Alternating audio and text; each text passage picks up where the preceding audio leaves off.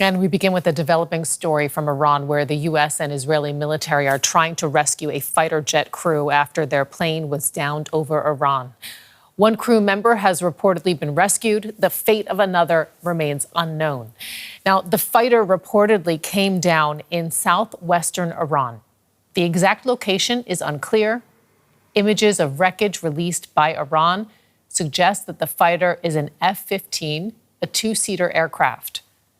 Iran has deployed troops to the region and offered a reward for anyone capturing any of the crash survivors. This social media video that you're watching right now is said to show the U.S.-Israeli search and rescue operation.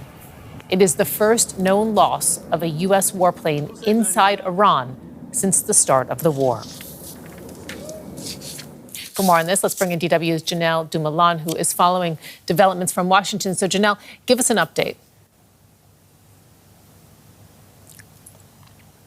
As you said there, Sarah, one crew member reportedly rescued, and the status of the other crew member is still unclear. So we're told that this rescued crew member is now in U.S. custody, is receiving medical attention.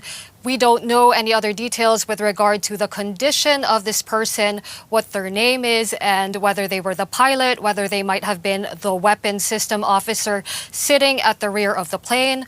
The most obvious question, of course, that comes to mind is how exactly this crew member was rescued. We may find that out in due time.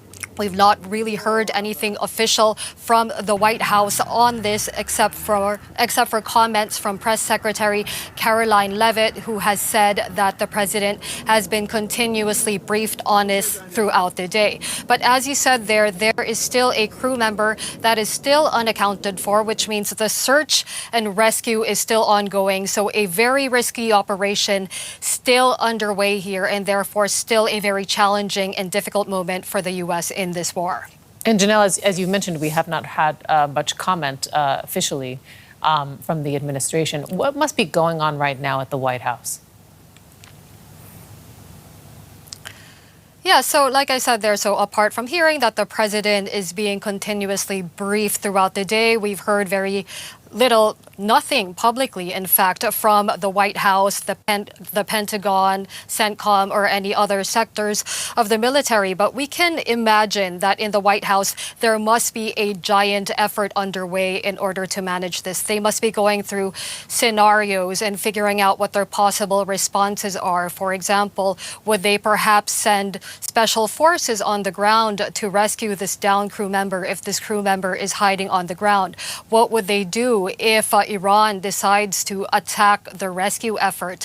What sort of public messaging will they have around this incident if something indeed has happened to this crew member, whether that crew member is captured or killed? So at this point, we know that these efforts must be ongoing at the White House. At one point, we will know at least some of the decisions that they have ended up taking. But there are a lot of considerations here, and all of them are challenging.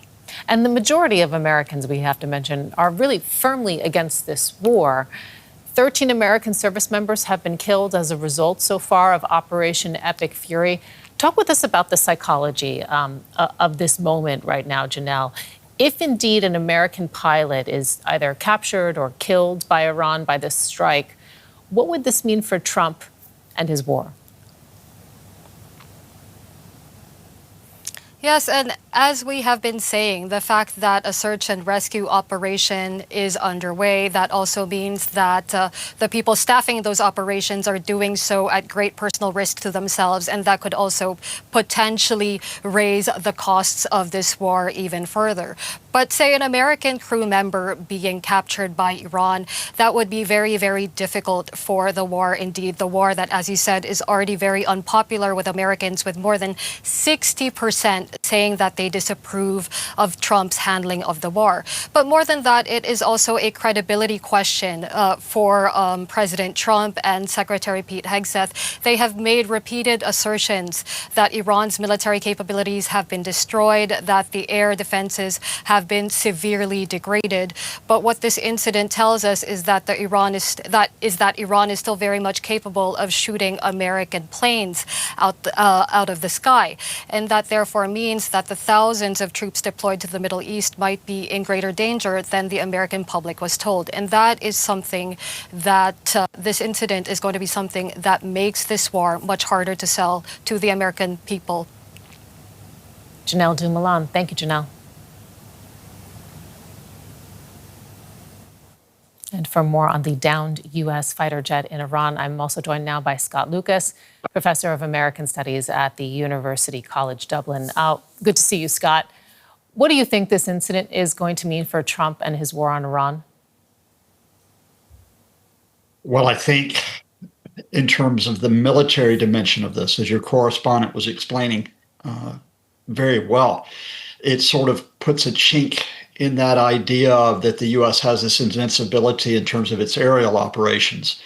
And I think that raises the pressure on the Trump folks in terms of their decisions, which is, having failed to get regime surrender after 5 weeks, do they finally go in with those ground operations that we've been discussing for quite some time now, probably on Iranian islands, possibly against the Iranian coast? But I think politically, it's even more imperative what is happening now. And that is, again, as your correspondent set up very, very well, this will be a huge publicity victory for the Iranians, especially if they can capture or unfortunately show the body of that pilot or weapons operation officer, because the Iranians will parade this. They will use it to demonstrate that against the most powerful military in the world, not only are they surviving, but they are counterattacking. They are punching back. And then when you talk about what happens within the United States, in a war which is largely unpopular, has been from the very start, this raises serious problems for the Trump administration in that idea that they could just bomb Iran into the Stone Age, Donald Trump's own words from Wednesday, they start to ring just a bit hollow. And given that you have this idea that Americans might have that this could just simply be the first of these incidents, along with those 13 troops who have been killed, it just raises the uncertainty. And if uncertainty is raised, that means that support for the war will probably erode. If Iran does capture a crew member, what do you think we might see happen next? They'll show them on state TV. I mean, I've seen enough of Iranian conflicts in the past, going back to the war last June with the Israelis, that if they capture someone who they consider to be part of the enemy, they will take full advantage of this in the state machinery. And I mean, we have to mention, of course, there's a big backstory here, because the Iran hostage crisis is decades behind us, but it's still burned in the psyche of some Americans. What would it mean for Americans to see one of their service members captured? It'll strike at their core.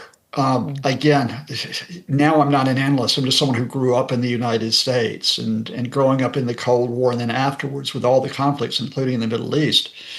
America is a country which is very much centered around the flag. It's centered around the military. It's centered around the idea that these people who are protecting you, they're to be revered. And what that means is if you have one who is captured or if you have one who is killed and the body is seen, it's different when the bodies are taken back to Dover, which is what has happened so far, because those bodies are in caskets. When you physically see a troop member who is in distress or who has been slain, then it just hits at the idea that this country is vulnerable. And we are, you mentioned the Iran hostage crisis of the late 1970s. In 1980, the U.S. lost personnel when it tried to rescue those hostages. That was part of what was the erosion of support for the Carter administration. And then more recently, we have seen that as those deaths mounted up in Iraq and in Afghanistan, that the idea of America being the superpower, that sort of, it chipped away at that idea. And Americans don't like the idea that they're not on top. Tell us a little bit more. I want to ask you about the search operations right now, because we're seeing this video now pop up on social media of U.S. operations that are underway. Tell us about control of the skies over Iran. Does the U.S. have dominance?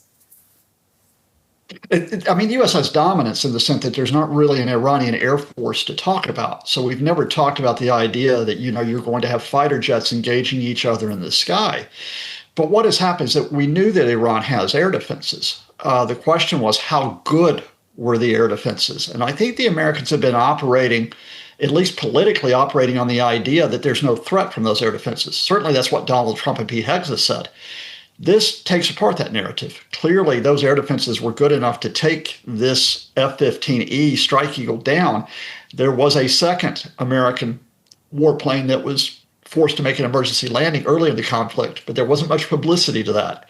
Now it's like, well, wait a minute. Maybe the Iranians are stronger than we thought. But I think it also does something else, which comes in, and that is it raises that question of how you operate in the mainland in Iran. Because what was striking to me today is that over this mountainous region, you've had to have this search and rescue effort where you've had to bring in not only the helicopters to conduct the effort, but an American tanker to refuel them. And again, as you mentioned earlier, when you carry out the search and rescue efforts, it could increase your vulnerability if Iran's air defenses are better than the Americans thought they were. And it's quite risky because, the video that we've seen is of those aircrafts actually flying relatively low, which puts them at greater risk. So tell us a little bit more about how you anticipate Trump might respond now, because there's not only this incident now with the jet, there's also the deadline approaching that he has set for Iran to open up the Strait of Hormuz by Tuesday. What do you think his next move is? He'll go on social media fairly soon, and he will have an angry tweet with a lot of all caps in it, which will be threatening obliteration and destruction of the Iranians if they don't give way to him. That's what he's done for weeks. The problem here is that beyond that tweet, what is the American plan B? Plan A was that you kill the supreme leader, you kill the top commanders, the top officials, and the regime would collapse. Didn't happen. We've been stuck in plan B for the last 5 weeks, which is that the Americans have not been able to get a regime surrender. To the contrary, what Iran has been able to do is they've been able to retaliate, especially across the Gulf states, damaging the energy sector, driving up global energy prices. They have been able to take control of the Strait of Hormuz to the point now where the U.S. has conceded that control to them. So I'm afraid that we get back to a guy named William Shakespeare in Macbeth, full of sound and fury, but sometimes signifying nothing. If Donald Trump sits there and says, I'm going to hit him, I'm going to hit him, what exactly does that mean in a military and political sense, either to get an off-ramp, such as talks with the Iranians, or to pursue those ground operations? Does this war get worse before it gets better? It's already worse. I mean, remember, this is an uncontained war. How much worse can it get? You and I are talking. Well, you and I are talking about what's happening in Iran, but this is an uncontained war across the region. You talk about Israel expanding the occupation of Lebanon, where you've got around about 1,500 people that have been killed since March the 2nd. You have got instability in Iraq because, of course, you've got Iran-backed militias there. You've got the prospect of Houthis may enter this war. And of course, they control much of Yemen. You have got questions even about whether this is destabilizing in Syria, again, because of Israeli operations. What you have actually done is you've taken the cap off of a bottle, which was going to be not only that we have unforeseen consequences within Iran, but across the region. And nobody seems to be able to put the cap back on. Scott Lucas, professor of American Studies at University College Dublin. Scott, thank you so much. Thank you.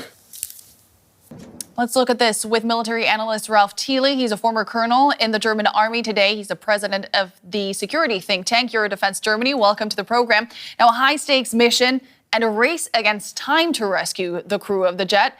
Walk us through what's happening there right now. What a challenge, because, of course, you have to rescue the crew, and it's deep inside. You need helicopters, actually, to pick them up. You need a whole set of aircraft to protect, also to provide fire, if necessary, and command control. And there has been a rumor that one of the helicopters has also been shot. We will see how that evolves. How risky is a mission like this? It's top risky, but it's necessary because you cannot send pilots in enemy's land and not try to rescue them. So everybody trusts that this will happen, and they are trained even for that. So from there, you have to count on it. You say they're trained for it. How do airmen train for a scenario of being downed over enemy territory?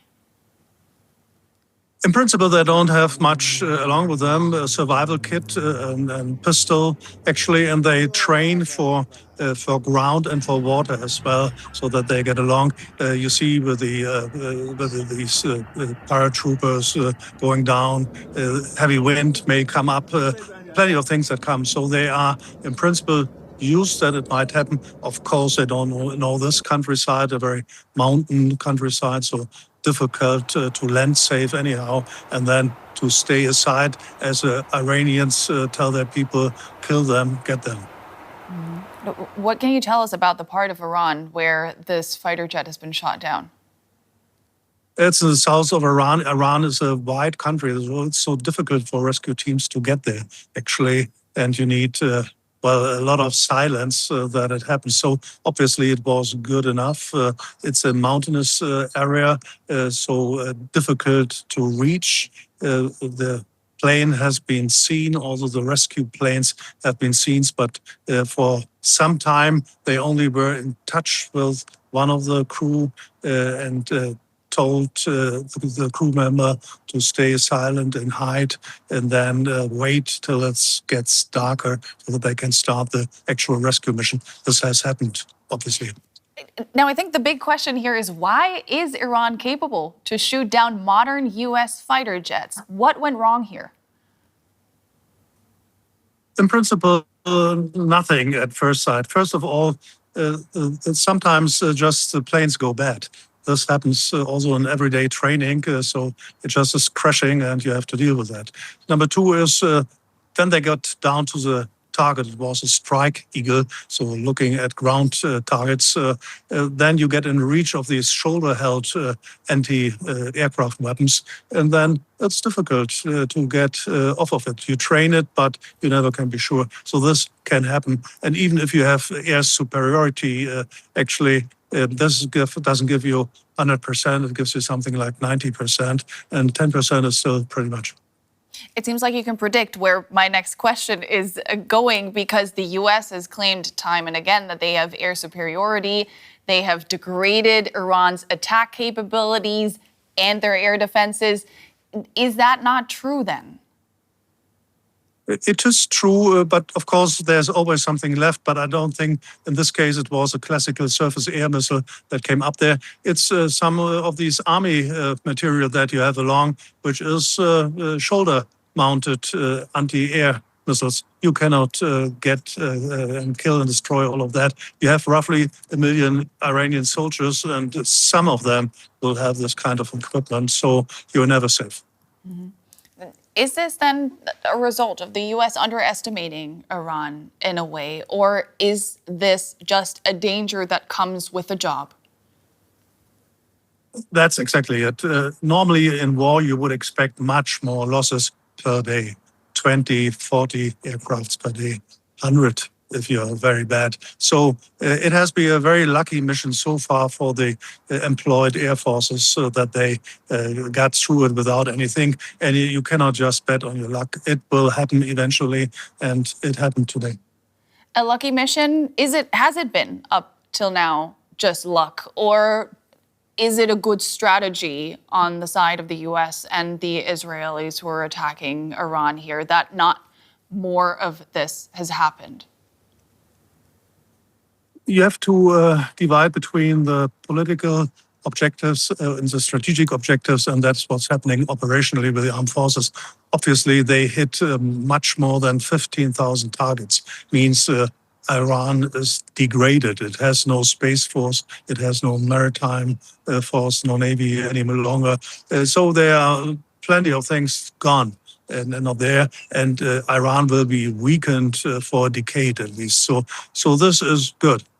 Is it sufficient? No, it is not, because what we actually want in the region is stability. And here the question comes up again and again: what planning has the U.S. government and also the Israeli government undertaken to reach stability there? This doesn't appear sufficient at this point. As military analyst Ralph Thiele, we appreciate your insights. You're very welcome.